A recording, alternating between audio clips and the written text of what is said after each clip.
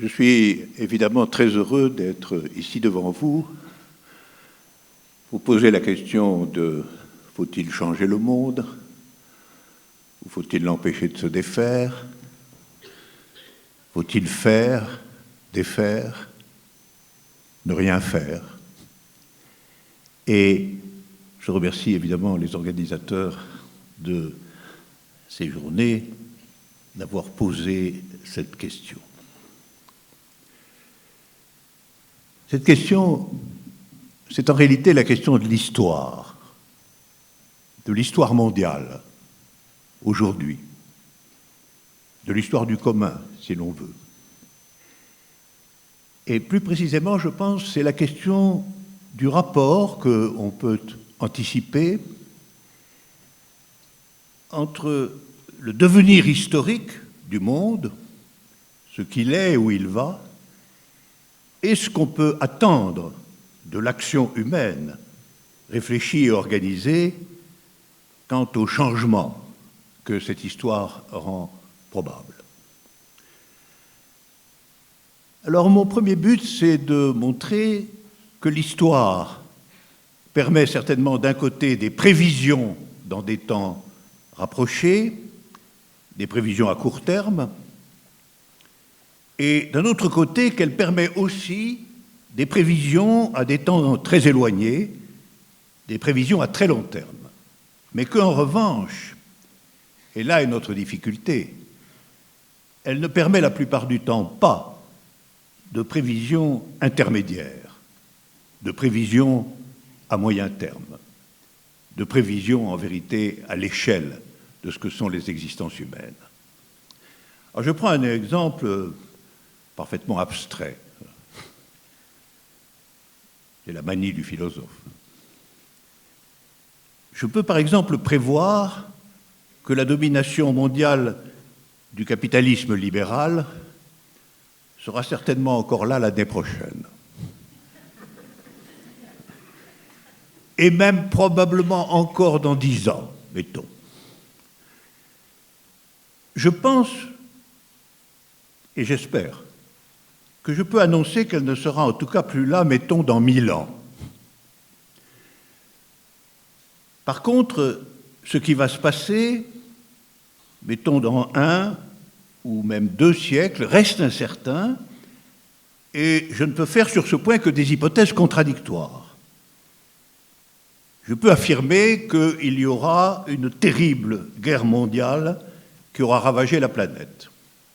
Cette guerre, ce serait une autre question, mais vous devez avoir conscience que, sourdement, elle se prépare aujourd'hui. Je peux affirmer que des arrangements complexes auront préservé une paix générale précaire, avec de multiples conflits locaux, comme est la situation aujourd'hui.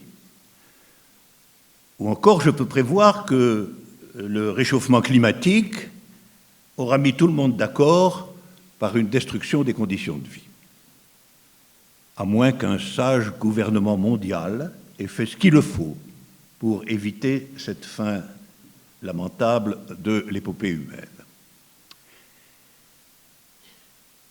Cette incertitude, elle est due au fait que l'histoire, d'un côté, est bien constituée, après tout, de phénomènes déterminés, qu'il y a en un sens des lois de l'histoire, mais aussi qu'elle comporte des ruptures imprévisibles, des cassures temporelles. Ces cassures affectent dans le temps et l'espace des zones historiques, mais elles ne sont pas soumises aux lois générales de l'histoire de ces zones. Alors, pour clarifier le vocabulaire, j'appelle les phénomènes soumis aux lois de l'histoire des faits, et j'appelle les cassures imprévisibles des événements. Alors j'entendrai aujourd'hui par histoire le devenir de l'espèce humaine, mais plus particulièrement et même plus précisément son devenir à partir de la révolution néolithique. Ce qui signifie que ce devenir est pris à une échelle somme toute finalement restreinte. Cette révolution, entre guillemets, a duré probablement un millier d'années, donc ce n'est pas un événement localisable. Elle peut être située il y a 5 ou 6 000 ans, selon les critères. Avant, il faut s'en souvenir tout de même, pendant près de 200 000 ans, l'espèce humaine est composée de petits groupes de chasseurs-cueilleurs qui sont nomades en général et qui tirent leur subsistance de ce que leur environnement leur propose, animaux, plantes comestibles. Après, avec la révolution néolithique, nous avons en réalité le monde que nous connaissons. Nous avons l'agriculture sédentaire, qui permet de stocker une partie des ressources alimentaires, qui permet donc d'entretenir une classe oisive. Nous avons la propriété privée des terres, nous avons un État qui protège militairement l'oligarchie des propriétaires, nous avons une organisation familiale soumise à des lois, notamment les lois de transmission héréditaire des propriétés. Il y a l'écriture, qui permet de tenir le registre des propriétés, les terres, le bétail, les trésors, et donc, point capital, on le sait fort bien aujourd'hui, de contrôler le montant des impôts. Il y a des ensembles nationaux, avec des États centralisés, il y a des armées, il y a des guerres, cela dès la Chine ancienne et dès l'Égypte.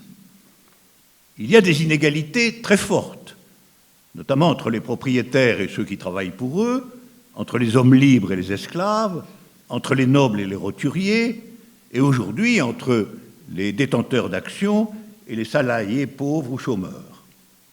Alors l'histoire, c'est l'histoire de tout cela. C'est en ce sens que je l'apprendrai. Je dirais donc que l'histoire, c'est pour le moment la connaissance du développement dans le temps des sociétés issues de la révolution néolithique, qui ont donc toutes ces caractéristiques. Alors je ferai au passage une remarque que je crois très importante. Comme vous le savez, l'humanité contemporaine se vante, non sans raison, d'être nouvelle et même d'être en constante transformation. Il y a constamment des révolutions, la dernière en date à la mode étant la révolution numérique. Cependant, il faut rappeler, il est essentiel de rappeler qu'elle est évidemment encore une société de type néolithique. Si bien que, si nouvelle qu'elle soit, elle s'inscrit en réalité dans une époque de l'histoire humaine bien définie et, en un certain sens, temporellement limitée par rapport à 200 000 ans d'errance nomade de petits groupes. Les 3 piliers de ce genre de société, à savoir la propriété privée, la famille avec transmission héréditaire et l'État qui contrôle les populations, nous les connaissons parfaitement bien aujourd'hui. Les inégalités sont plus grandes que jamais. Aujourd'hui, quelques centaines de personnes possèdent l'équivalent de ce que possèdent 2 milliards de gens réduits ou démunis. On peut alors comprendre que la prévision à long terme pose la question suivante. Le monde actuel, celui du capitalisme libéral mondialisé, est-il la dernière forme possible de société néolithique? Allons-nous passer, pouvons-nous passer à une société qui ne serait plus néolithique, donc en un certain sens passer à la deuxième grande révolution de l'histoire humaine, une société où n'existe plus une oligarchie de propriétaires, une société à normes égalitaires constatables, une société où n'existe plus une police séparée chargée de contrôler les populations au nom des propriétaires, une société où n'existe plus le phénomène d'une richesse héréditaire. Bref, pouvons-nous, est-il pertinent d'avoir l'idée de sortir du triangle néolithique, celui de la propriété privée, de la famille et de l'État? C'est en ce sens que j'entends la question dont je donnerai en définitive la traduction suivante. par rapport à notre sujet général. Faut-il tenter de sauver à tout prix la structure néolithique du monde? Ou faut-il tenter une sortie de cette structure, sortie qui a pour nom, depuis 2 siècles, le mot devenu équivoque de communisme? Communisme défini donc non pas seulement à partir de la volonté de dépasser localement le capitalisme comme forme spécifique du néolithique, mais communisme défini comme la tentative pour l'humanité tout entière de sortir de la structure générique du néolithique lui-même. À mon sens, cette sortie seule mérite qu'on la considère comme un réel changement du monde. Toute autre vision revient en réalité à tenter de prolonger indéfiniment, au titre de dernière étape ouverte par l'ère néolithique, cette dernière étape dont le nom est aujourd'hui la mondialisation libérale. Seulement, pour traiter tous ces problèmes de façon détaillée, essayons quand même de penser ce qu'est l'histoire de tout cela. L'histoire en tant que connaissance du processus, du devenir de l'espèce humaine dans son époque néolithique. Autrement dit, et c'est évidemment immanent au sujet qui nous est proposé, la vie humaine saisie et pensée comme histoire et non comme répétition. Elle est en effet, du coup, guidée pour l'instant par l'histoire des États, une création néolithique. Alors, je déterminerai ce qu'il en est de l'histoire des hommes à partir de 3 énoncés. Un énoncé grec, un énoncé romantique allemand et un énoncé marxiste.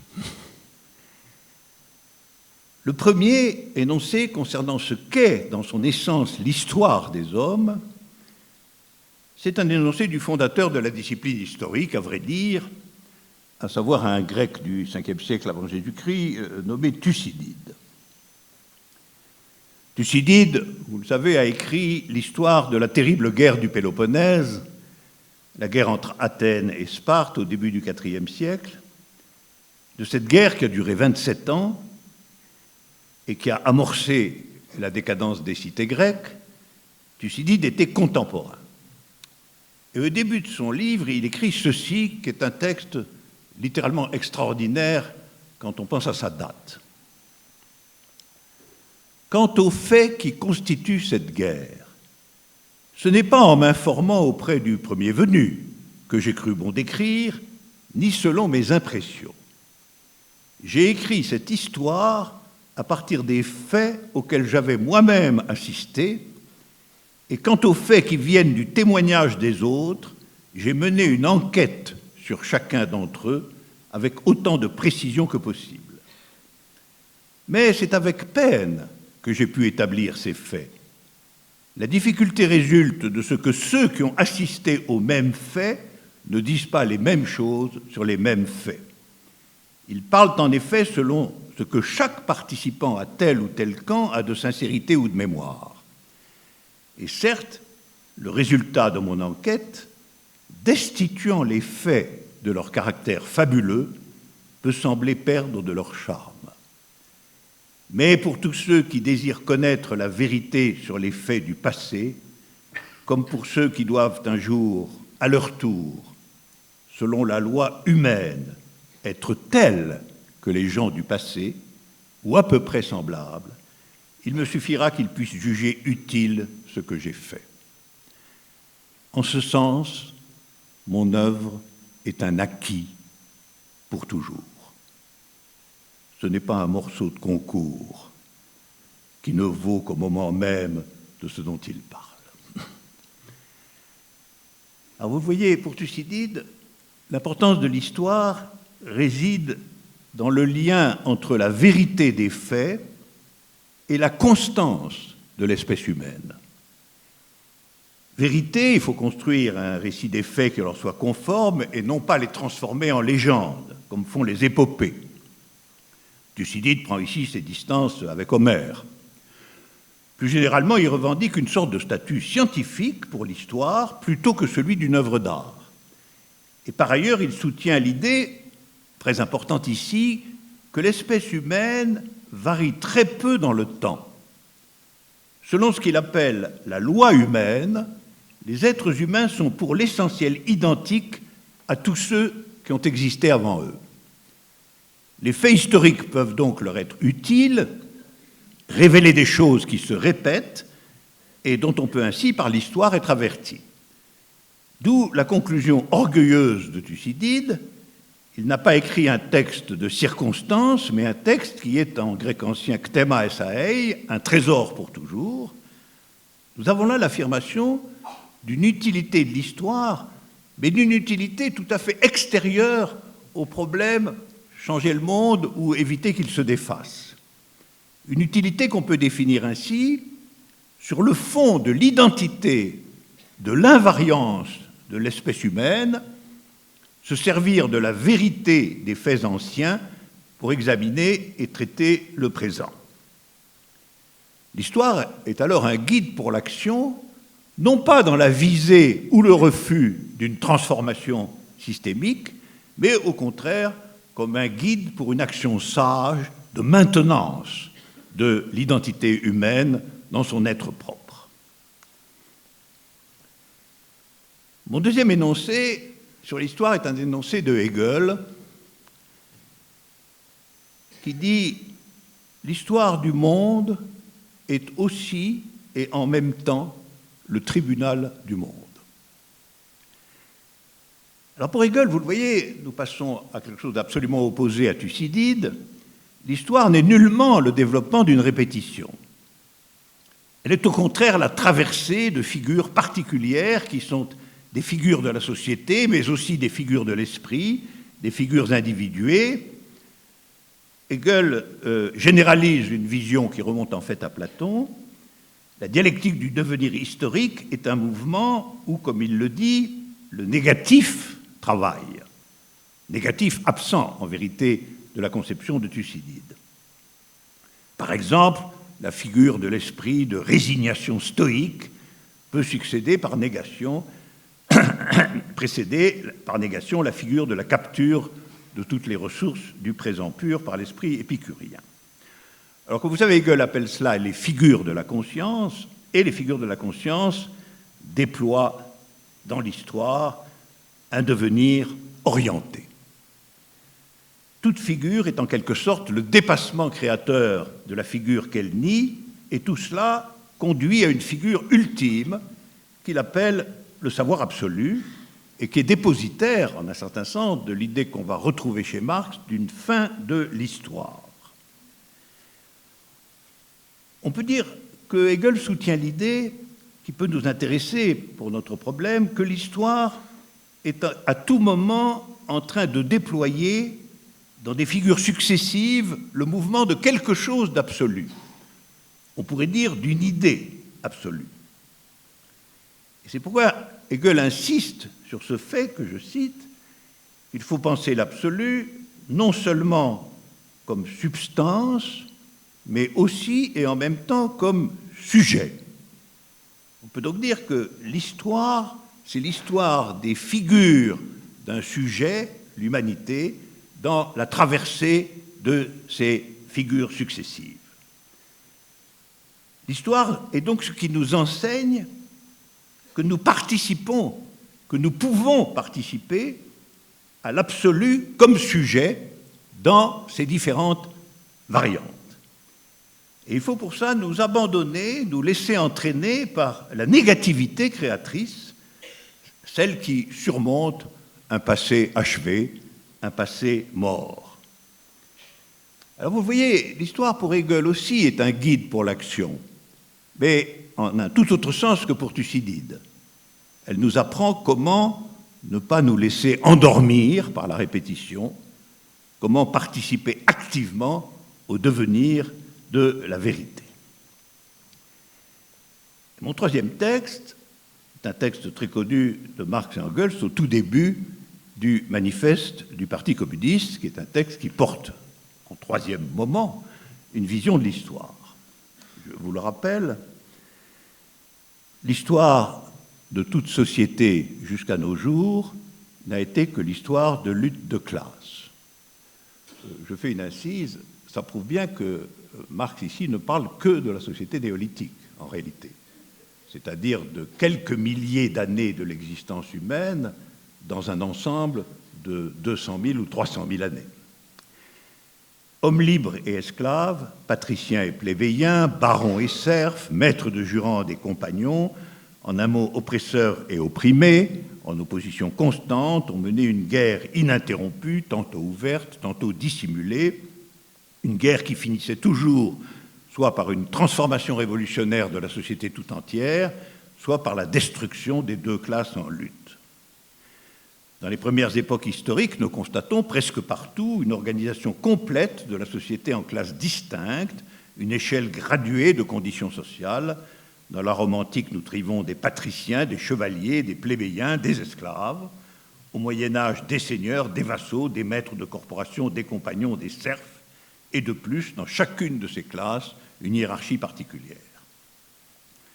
La société bourgeoise moderne, élevée sur les ruines de la société féodale, n'a pas aboli les antagonismes de classe, elle n'a fait que substituer de nouvelles classes, de nouvelles conditions d'oppression, de nouvelles formes de lutte à celles d'autrefois. Cependant, le caractère distinctif de notre époque, de l'époque de la bourgeoisie, est d'avoir simplifié les antagonismes de classe.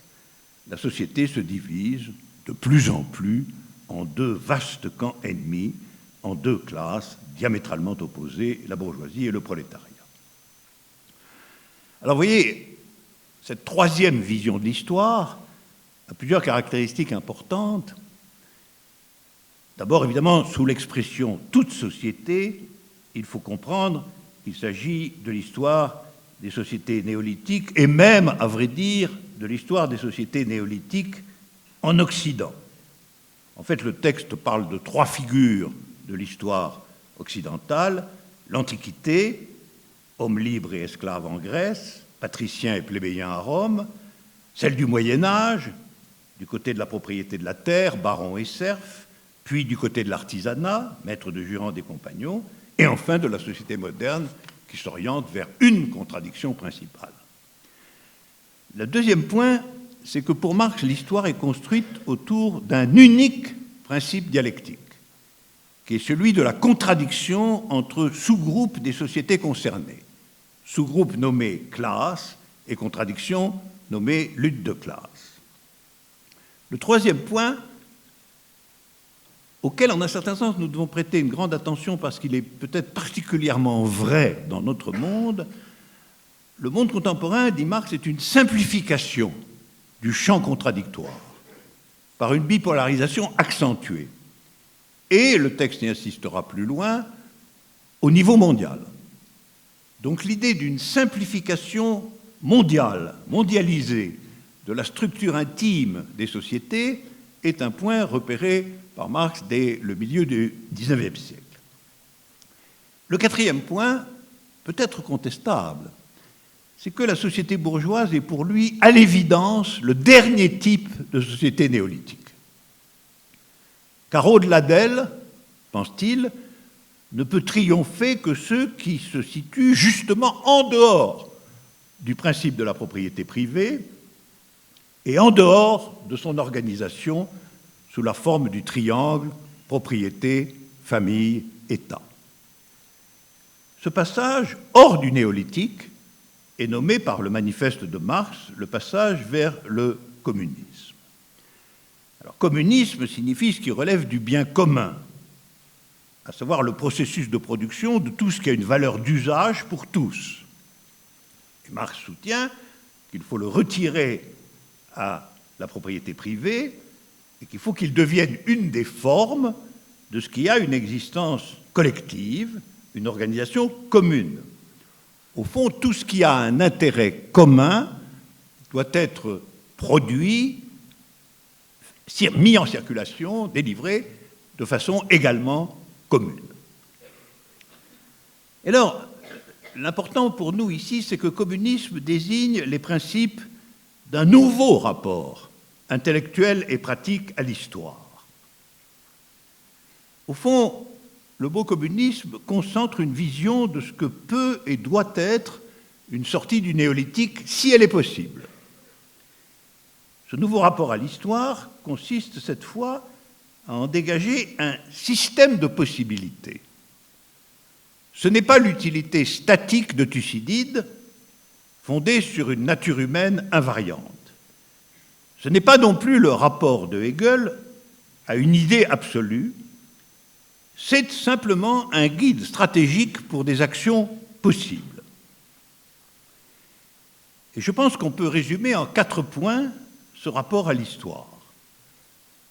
C'est l'énoncé des 4 possibilités dont on affirme qu'elles peuvent s'incarner dans l'histoire, et donc les possibilités qui contiennent en elles-mêmes une vision de ce que pourrait être un changement du monde, dès lors que monde est pris au sens organisation néolithique de l'espèce humaine.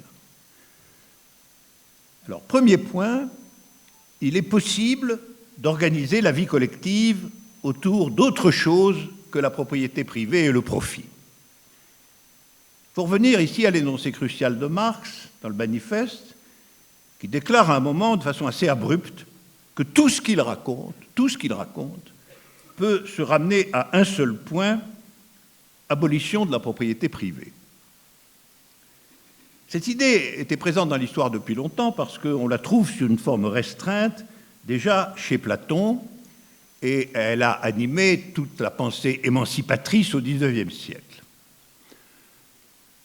C'est une idée aujourd'hui, en réalité, largement oubliée ou dénoncée, peut-être plus essentiellement oubliée que dénoncée.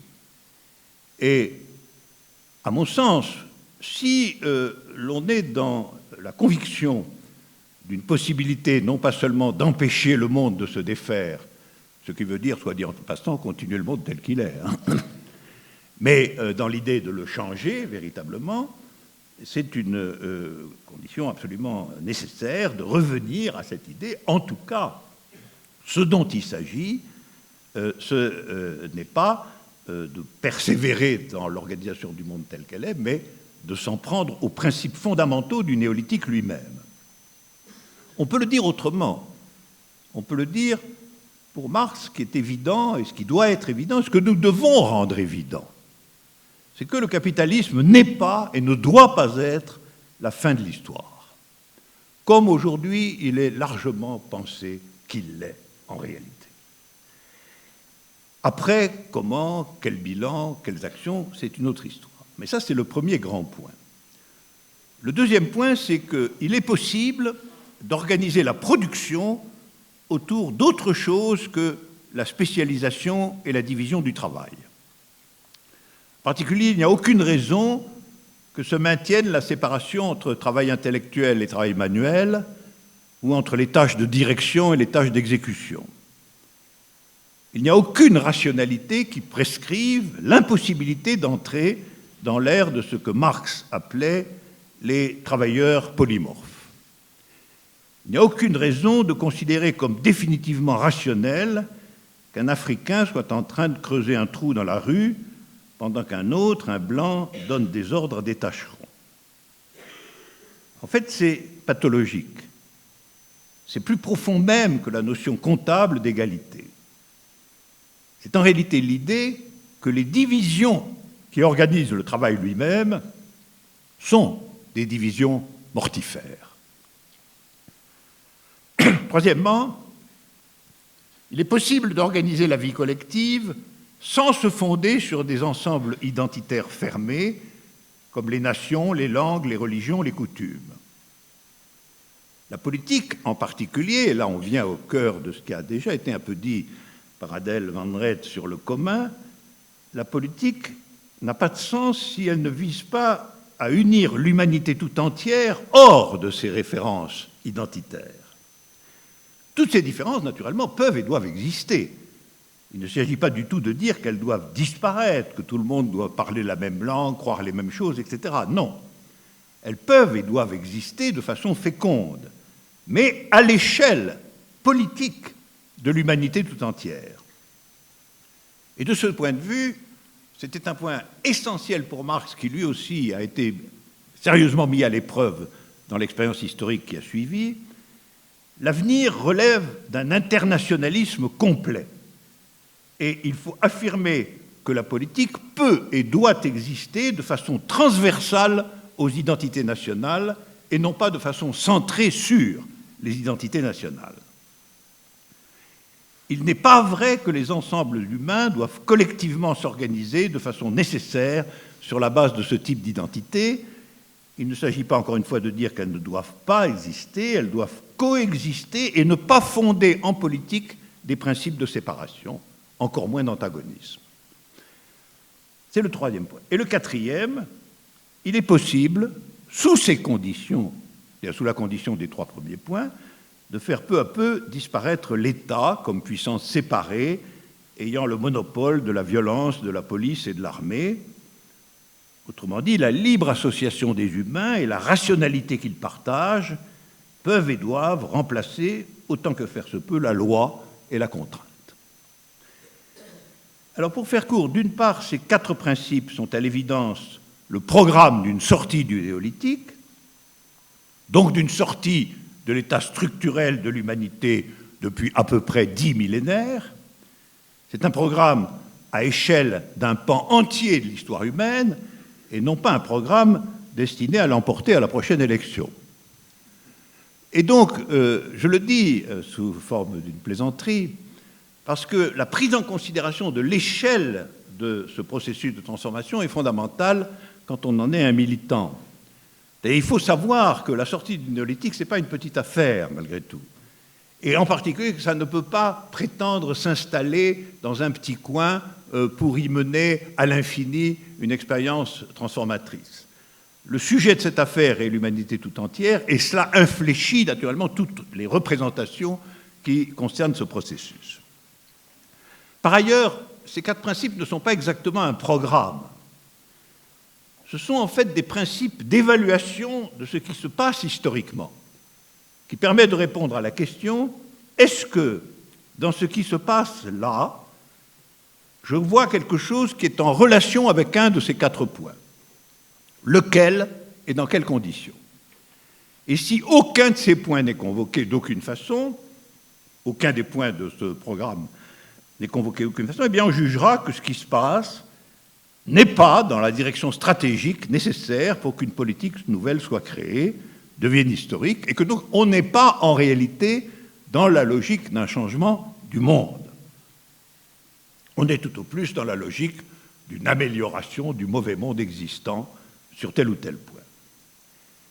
Alors la question devient évidemment alors la suivante. Est-ce que la réalisation de ces quatre possibles stratégiques, représentant en un certain sens le contenu possible de la deuxième grande et vraie révolution de l'histoire de l'humanité tout entière après la révolution néolithique, est-ce qu'elle est elle-même inscrite dans l'histoire? C'est un débat qui a beaucoup animé toute l'histoire du marxisme. Est-ce que le changement historique est inscrit dans l'histoire? Autrement dit, est-ce qu'il y a une historicité rationnelle, développable de cette sortie du néolithique? Ou bien, est-ce que l'histoire peut se poursuivre, voire même s'achever en catastrophe pour l'humanité, sans avoir à aucun moment pu réaliser cette sortie du néolithique? Et là, en ce point, nous revenons à notre question du début. Pouvons-nous prévoir, à partir de notre connaissance de l'histoire, que cette sortie est nécessaire, ou qu'elle est impossible, ou bien est-elle dans la forme d'un projet politique dont il n'y a ni nécessité historique, ni échec obligatoire? Ma position est cette troisième position. Tant qu'on reste dans le débat c'est nécessaire ou c'est impossible, nous sommes en réalité bloqués dans un conservatisme catastrophique et morose pour les premiers, réjouissant pour les seconds. Si nous voulons sortir de ce face-à-face, il faut admettre que c'est un projet stratégique qui n'est ni de l'ordre de la nécessité, ni de l'ordre de l'obligation de l'échec. Et alors c'est là qu'entre en scène la catégorie d'événement. C'est là qu'il faut accepter qu'une partie de la possibilité des choses dépend d'une catégorie qui n'est pas une catégorie régie par la nécessité. La possibilité du programme en question est aussi suspendue à des ruptures événementielles partiellement imprévisibles. Alors, la catégorie d'événements, je voudrais vous la présenter à partir d'un exemple aussi contemporain que possible, pour ne pas être dans l'abstraction.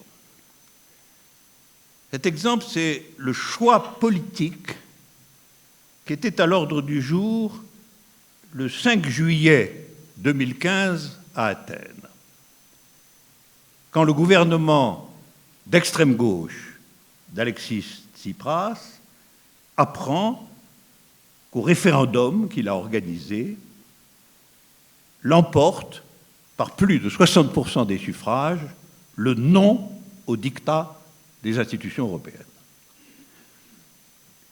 Alors, c'est donc un événement parfaitement circonscrit et dont vous avez sans doute pour beaucoup suivi les péripéties.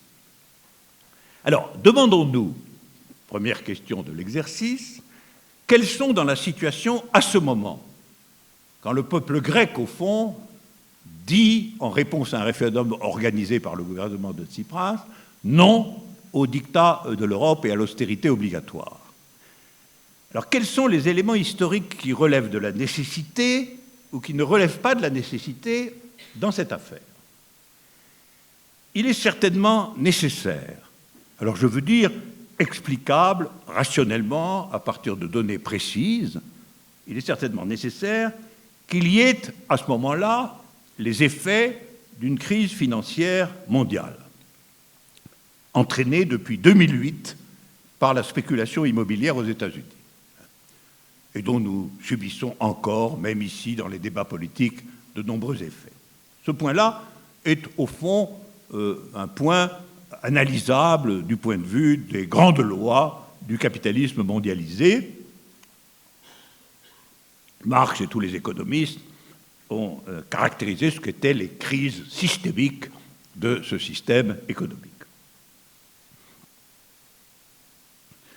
Il est également nécessaire, donc tout ça nous le basculons du côté de l'analyse en quelque sorte, il est nécessaire que compte tenu des années qui ont précédé et des gouvernements grecs successifs, la Grèce, très endettée, soit mise en grande difficulté par la crise financière mondiale, au point que l'Europe, pratiquement, la met sous tutelle pour la contraindre par des mesures d'austérité extrêmement sévères à rembourser la dette considérable.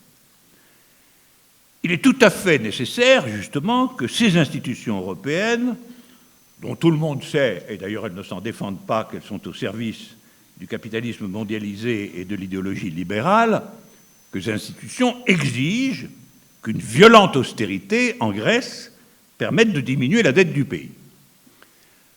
Donc, crise, effets spéciaux de la crise en Grèce et volonté de l'Europe de mater, si je puis dire, cette situation grecque, tout cela, ce sont des termes dont on peut dire qu'ils s'inscrivent dans la légalité du capitalisme mondialisé d'aujourd'hui. Il est aussi explicable, mais déjà moins historiquement nécessaire, qu'une force politique nouvelle ait surgi en Grèce, dans ce contexte, sous le nom de Syriza, parce que la Grèce est un pays à forte tradition politique.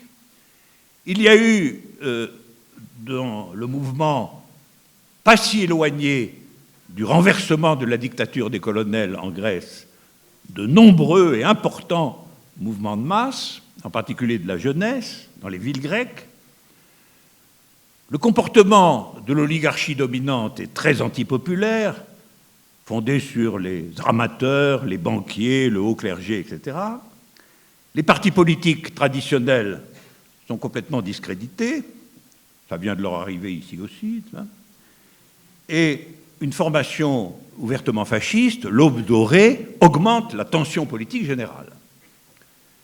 Donc, il est compréhensible que soit venu au pouvoir, dès le mois de février 2015, une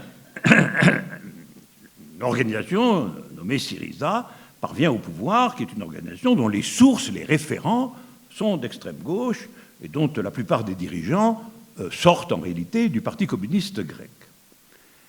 Il est également compréhensible, toujours interne au fond à une figure de nécessité, qu'une large partie du peuple grec demande qu'on résiste à la pression européenne.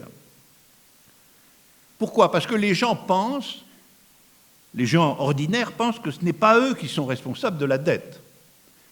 Et ils ont le sentiment que la terrible austérité qu'on leur impose est comme la punition d'une faute qu'ils n'ont pas commise.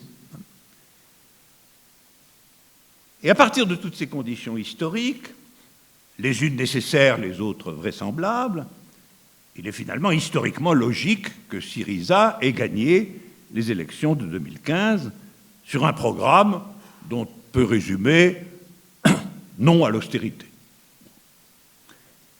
Mais alors ensuite,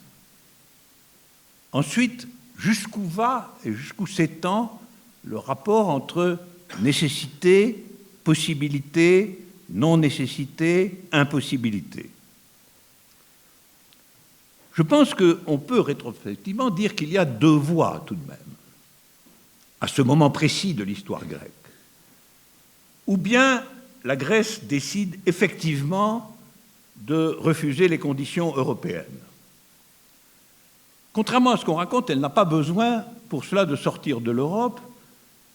Elle peut dire simplement qu'un large moratoire de la dette est indispensable pour elle, comme peut-être pour d'autres pays d'Europe, et proposer que telle soit la politique de l'Europe contre la logique dominante incarnée par la sévérité, à ce moment-là, du gouvernement allemand.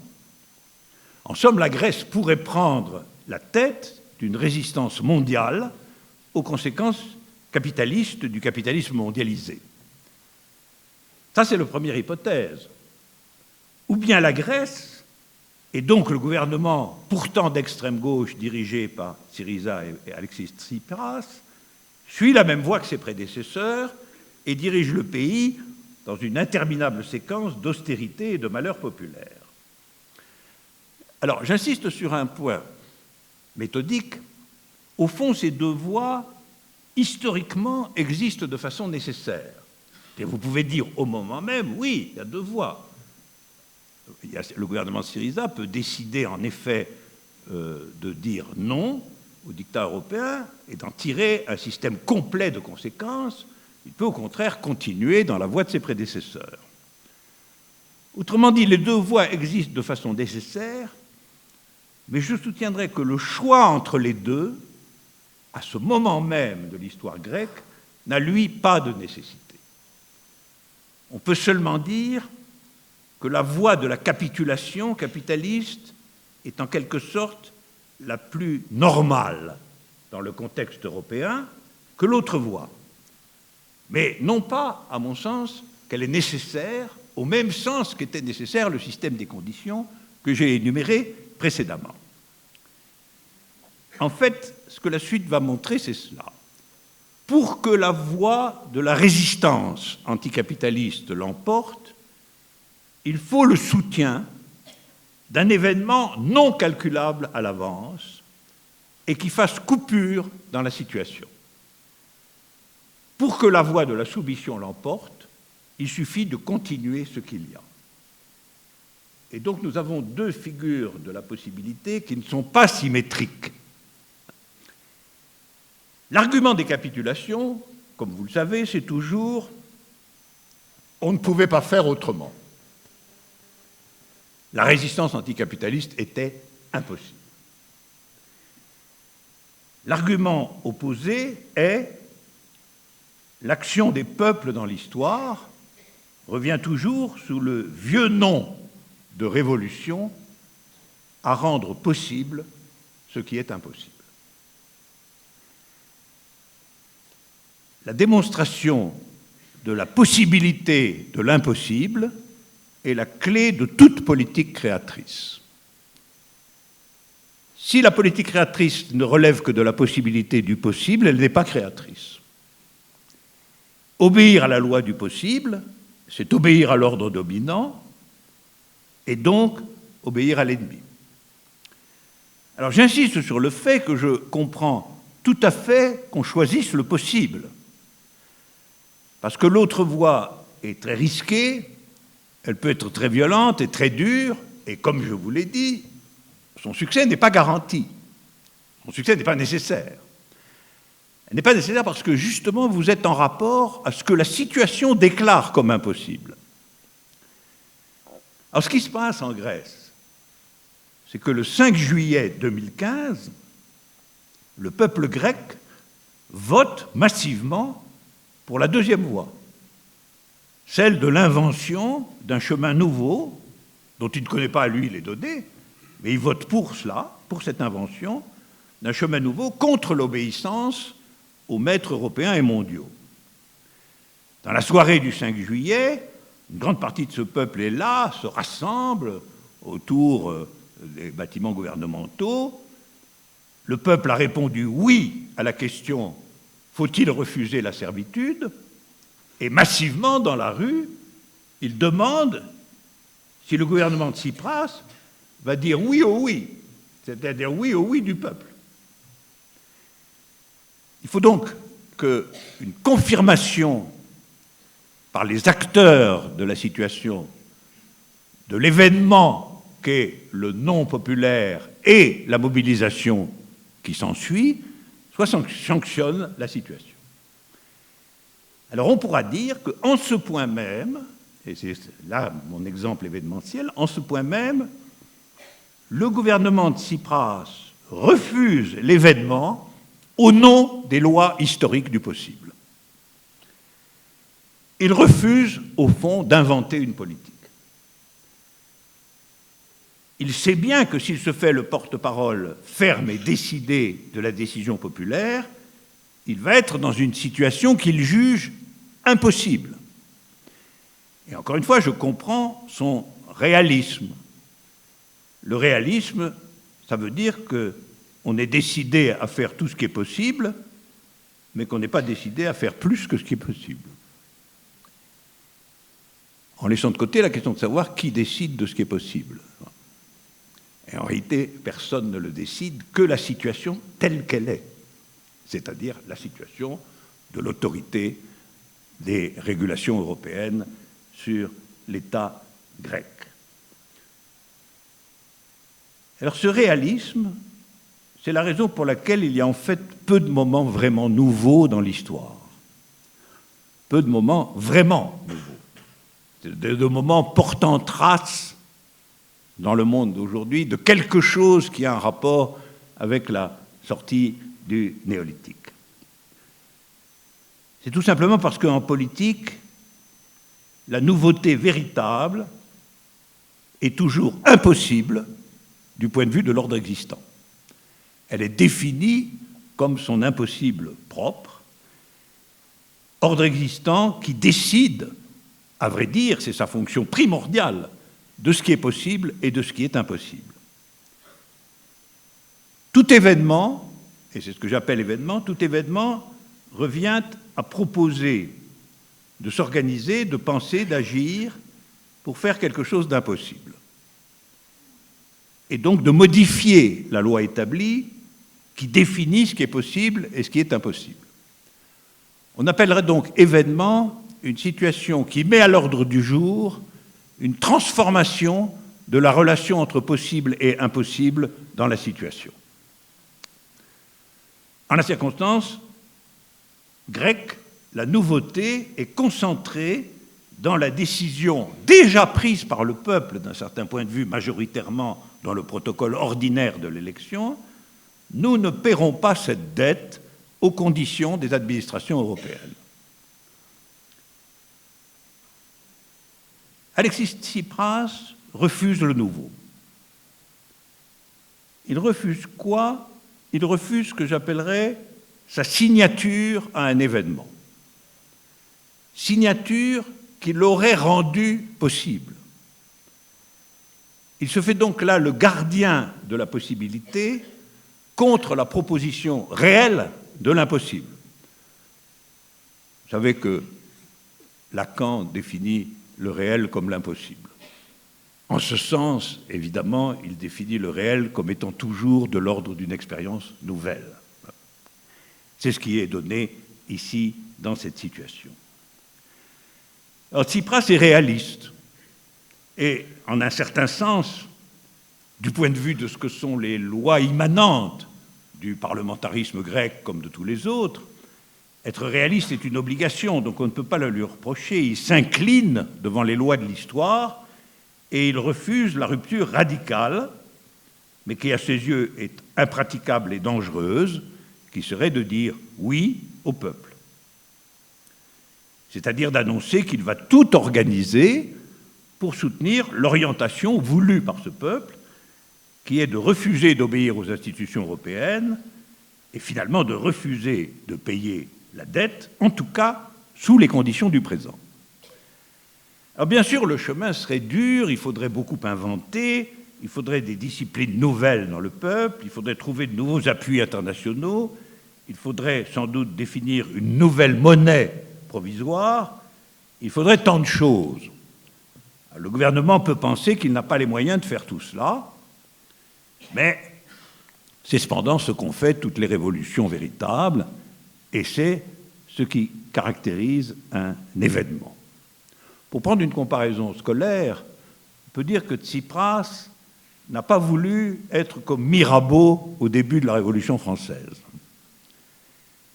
Mirabeau a refusé, au nom de la volonté du peuple, d'obéir à l'ordre du roi, qui voulait que l'Assemblée se disperse.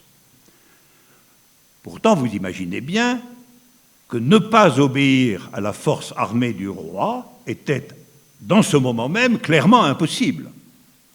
Et c'est bien la raison pour laquelle le roi avait donné cet ordre dans la conviction qu'en effet, l'Assemblée allait se disperser. Mais l'Assemblée, contre toute attente, a suivi Mirabeau, et donc l'événement a eu lieu, y compris avec ce qui est indispensable, c'est-à-dire sa nomination, sa signature par l'autorité concernée. Tsipras n'a pas voulu être Mirabeau, on peut le dire comme ça. Encore moins Lénine. Lénine, vous savez, quand il débarque du train qu'il ramène en Russie, il y a là tous ses camarades qui l'attendent et il crie « tout le pouvoir aux soviets ». Et tous les amis qui l'attendaient sont absolument terrifiés. Ils pensent que là, c'est là un oui est donné à la circonstance qui va les engager dans une affaire dont, en effet, on a vu dans la suite ce qu'elle était. Pourtant, que le pouvoir d'État puisse revenir à des assemblées ouvrières était dans la Russie de 17 parfaitement impossible, en effet. Tout le pouvoir soviétique, personne ne savait même exactement ce que ça voulait dire, mais finalement, les bolcheviks et les masses ouvrières ont suivi Lénine dans la voie du réel comme impossible. Si Tsipras avait, le soir du référendum, indiqué non pas une simple reprise, une continuation de la négociation avec l'Europe, mais toute une série de décisions immédiates centrées sur le non-paiement de la dette et la nationalisation absolument nécessaire des banques, s'il avait averti le peuple que ceci serait difficile, long, et demanderait aussi des sacrifices, mais des sacrifices créateurs d'un monde nouveau, le peuple rassemblé dans la nuit l'aurait évidemment suivi, et l'écho dans toute l'Europe de cette décision aurait eu une chance d'apporter à la Grèce un immense soutien idéologique collectif. Pourtant, en effet, ne pas payer la dette était impossible, et c'est cette impossibilité que Tsipras, par réalisme, a choisi de valider. Il a ramené les choses au seuil d'un possible événement créateur, à la nécessité historique du partage financier et libéral entre l'impossible populaire et le possible capitaliste. Alors c'est ça, vous voyez, la dialectique de l'histoire comme structure du possible et de l'événement, et donc à l'école de l'idée de changer le monde.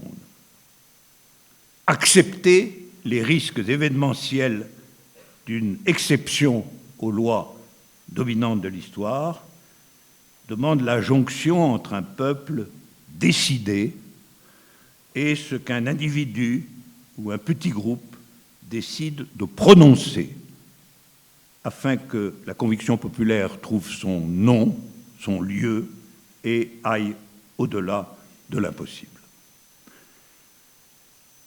L'histoire ne permet de prévoir l'avenir que pour la séquence pendant laquelle nul événement n'est validé, où personne ne se met sur le tonneau historique de l'impossible, comme le sceau du possible nouveau.